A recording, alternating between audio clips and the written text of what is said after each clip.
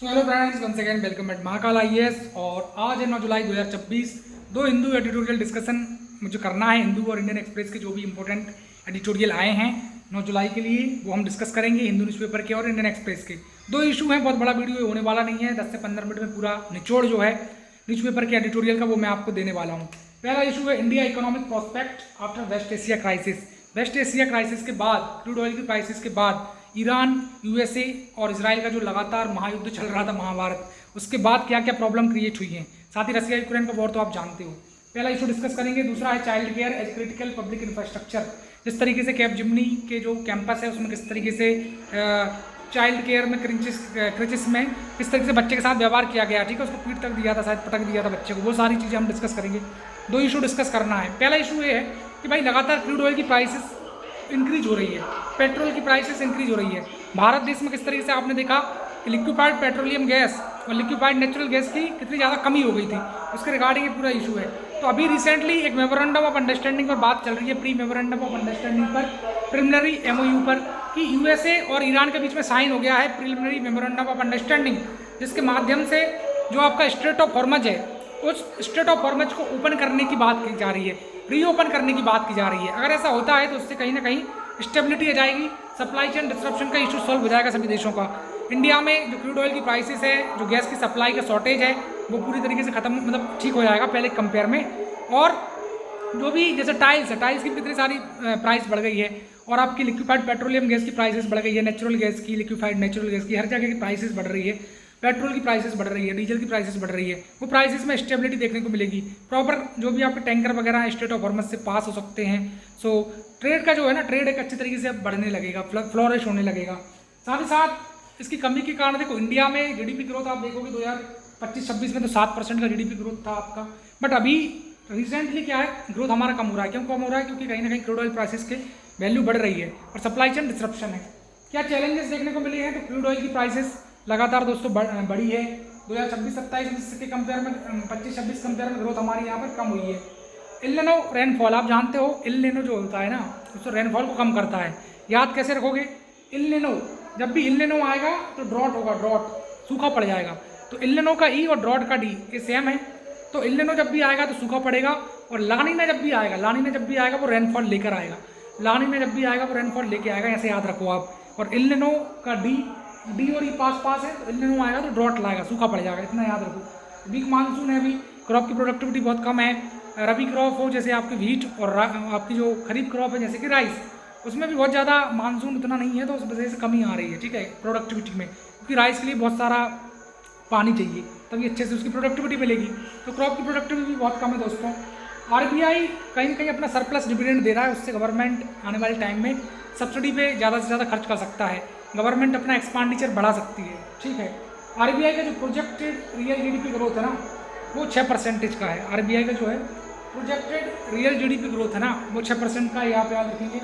और आरबीआई का जो डिविडेंड है, आरबीआई का डिविडेंड हेल्प कर रहा है फिस्कल डिफिसिट कम करने में, और फिस्कल डिफिसिट 3% के आसपास हो जाएगा दोस्तों। इंडियन फाइनेंस कमीशन ने भी 3-4% के आसपास बोला है कितना होना चाहिए फिस्कल डिफिसिट, वो हो जाएगा। फिस्कल डिफिसिट तो आप जानते हो कितना खर्चा कर रहे हो आप, और कितना आपको आमदनी हो रही है टैक्स मैक्स के माध्यम से, उन दोनों का जो गैप है that is fiscal deficit. Refining capacity हम डेवलप करने वाले हैं। अब क्रूड ऑयल अगर हम कहीं से खरीद रहे हैं तो उसको अच्छे से रिफाइन करें, बहुत सारी टेक्नोलॉजी के माध्यम से हम रिफाइन कर सकते हैं, ठीक है। डोमेस्टिक जो हमारा एक्सप्लोरेशन है उसको हम एक्सपांड करें, और न्यूक्लियर पावर में हम अच्छे से इन्वेस्ट करें। ये सारी चीज़ें हम करेंगे तो निश्चित है कि हमारा जो वेस्ट एशिया क्राइसिस के कारण जितना इम्पैक्ट हुआ है उसको हम कम से कम कर लेंगे। और स्ट्रेटजिक रिजर्व को अगर पर हम थोड़ा ध्यान दें स्ट्रेटजिक रिजर्व पर, तो फ्यूचर के लिए हम जो है सेव करके रख सकते हैं, ठीक है। जैसे कोरोना वायरस में कैसे हमने वैक्सीन डेवलप करी, कोवैक्सीन, कोविशील्ड, वैसे ही स्ट्रेटजिक रिजर्व को अगर हम रिजर्व करेंगे ना, उससे भी हमको बहुत ज़्यादा फायदा होने वाला है। तो पहला इशू पूरा मैंने अच्छे से डिस्कस कर लिया, आपको समझ में आ गया होगा। ट्रिक बात दोस्तों ने याद रखना कि इल्लिनो मतलब ड्रॉट है और लानीना मतलब रेनफॉल लेकर आएगा। पहला इशू कंप्लीट डिस्कस, ठीक है, बहुत कम समय में हम करेंगे इसको, हार्डली 4 मिनट में मैंने डिस्कस करा है। अब दूसरा है child care as critical public infrastructure. देखिए चाइल्ड केयर में क्या है, क्रिचिस फैसिलिटी होती है, यहाँ था आप जानते हो, बच्चा वहाँ रहता है बढ़िया, उसका डे केयर वगैरह लगे रहते हैं, वो उस बच्चे केयर करते हैं। भारत देश में क्या है कि जैसे अर्बन सेक्टर में बात करोगे तो वुमेन बहुत सारी एम्प्लॉयड रहती हैं, उनके पास इतना टाइम रहता नहीं कि वो बच्चे की केयर कर सकें, तो भाई क्रिचेस में रखना मजबूरी है। बट रिसेंटली अभी कैपजेमिनी के कैंपस का जो केसेस आया है उसने हमको दिल दहला दिया है कि बच्चे को किस तरीके से पटका जा रहा है, ठीक है, बच्चे के साथ अच्छा व्यवहार नहीं करा जा रहा है क्रिचेस में, तो उसके रिगार्डिंग ये पूरा इशू है। इसमें अब देखो इशू क्या होता है, कई बार महिलाओं को अपनी जॉब भी छोड़ना पड़ती है जिससे वो बच्चे का केयर कर सकें।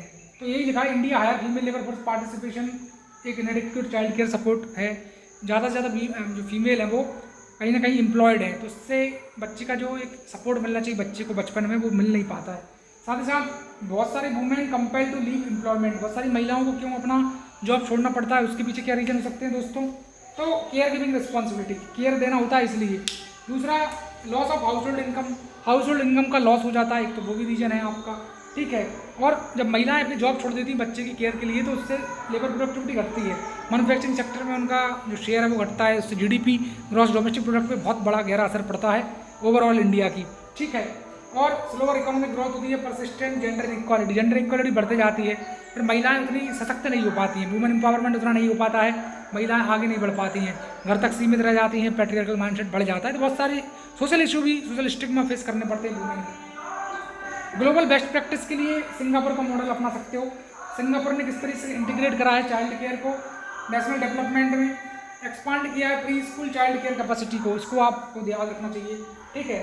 सब्सिडी प्रोवाइड कर रहे हैं चाइल्ड केयर सेंटर को, चाइल्ड केयर सेंटर को अगर सब्सिडी दी जाती है ना दोस्तों, चाइल्ड केयर सेंटर को अगर सब्सिडी दी जाती है तो वह बहुत अच्छा माना जाता है, क्योंकि चाइल्ड केयर सेंटर को अगर सब्सिडी मिलेगी तो डेफिनेटली क्रिचेस की फैसिलिटी अच्छी रहेगी।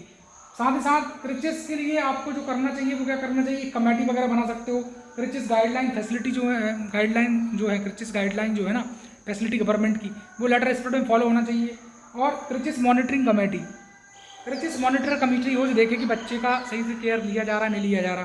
साथ ही साथ यहाँ पर मैटरनिटी बेनिफिट एक्ट जो है आपका 2017 का मैटरनिटी बेनिफिट एक्ट आप जानते हो, उसमें कहीं ना कहीं 25 या 26 वीक की 26 वीक की केयरिंग फैसिलिटी मिलती है बच्चे के लिए, छुट्टी मिल जाती, पेड एम्प्लॉयमेंट रहता है 26 वीक का, 26 वीक का, ठीक है।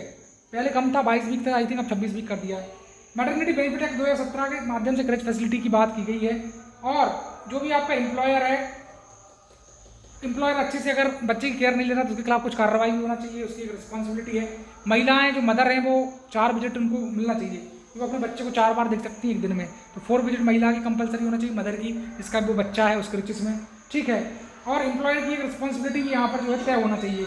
50 या 50 से ज़्यादा एम्प्लॉई यहाँ भी हैं, 50 से 50 से ज़्यादा एम्प्लॉई जहाँ हैं वहाँ पर क्रिचेस फैसिलिटी मैंडेटरी है। क्रिचेस फैसिलिटी कहाँ मैंडेटरी, याद रखना, 50 से 50 से ज़्यादा एम्प्लॉई जहाँ पर है, ठीक है। तो इस तरीके से इस इशू को हमने डिस्कस करा है पूरा। और मैं आपको और बता दूं कि भाई दोनों इशू को बहुत अच्छे से हमने डिस्कस अभी तक कर लिया है। साथ ही साथ आज के लाइव सेशन का मैं बता दूं, लाइव सेशन आने वाला हूं आज,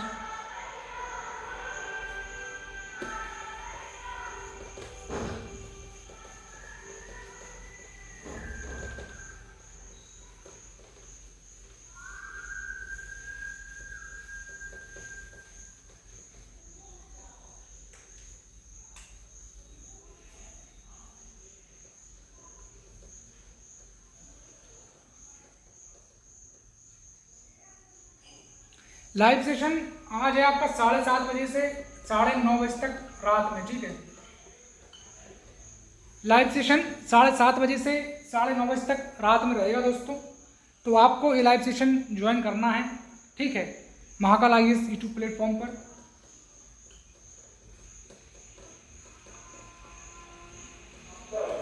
महाकाल IAS यूट्यूब प्लेटफॉर्म पर ये सेशन आपको ज्वाइन कर लेना 7:30 से 9:30 बजे रात में, ठीक है। तो उसमें फंडामेंटल राइट पढ़ाऊंगा, मैं क्या पढ़ाऊंगा, फंडामेंटल राइट, और फंडामेंटल राइट में पढ़ाऊंगा आर्टिकल 15, आर्टिकल 16, तो आर्टिकल 15, आर्टिकल 16 को बहुत डिटेल में पढ़ाऊंगा मैं, ठीक है। तो सभी लोगों का स्वागत रहेगा उसमें, 7:30 से 9:30 बजे रात में आना ना भूलिएगा।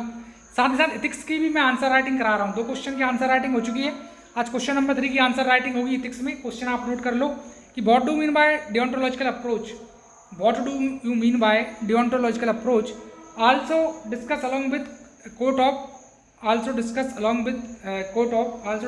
with quote of Immanuel Kant and also provide example, deontological approach का एग्जाम्पल भी आपको प्रोवाइड करना रहेगा दोस्तों, ठीक है। तो इस तरीके से पूरा हम लोग अच्छे से डिस्कस करेंगे। 7:30 से 9:30 बजे के बीच में आप आइएगा, लाइव सेशन ज्वाइन करिएगा। उस लाइव सेशन में बहुत कुछ अच्छे तरीके से मैं आपको जो है पढ़ाने वाला हूँ दोस्तों, समझाने वाला हूँ। ठीक है, ऐसा अगर आप करेंगे तो निश्चित ही बहुत अच्छा आपकी लाइफ में हो जाएगा। और मैं बताता हूँ गारंटी से, अगर आप सारे लेक्चर मेरे देखोगे ना तो आराम से आओगे। मेंस में तो मैं बता सकता हूँ, प्री थोड़ा सा हो गया है दिक्कत, लेकिन मेंस में बहुत अच्छे नंबर आप लेके आओगे, मेरी गारंटी है आपके लिए। तो बिल्कुल 7:30 से 9:30 बजे रात में मैं लाइव आऊँगा, सभी लाइव में जुड़ना। तो ठीक है, फिर thank you very much friends, और मिलेंगे आपसे रात में 7:30 से 9:30। आना ना भूलिएगा महाकाल IAS पर। Till take care, bye bye, and like share and subscribe.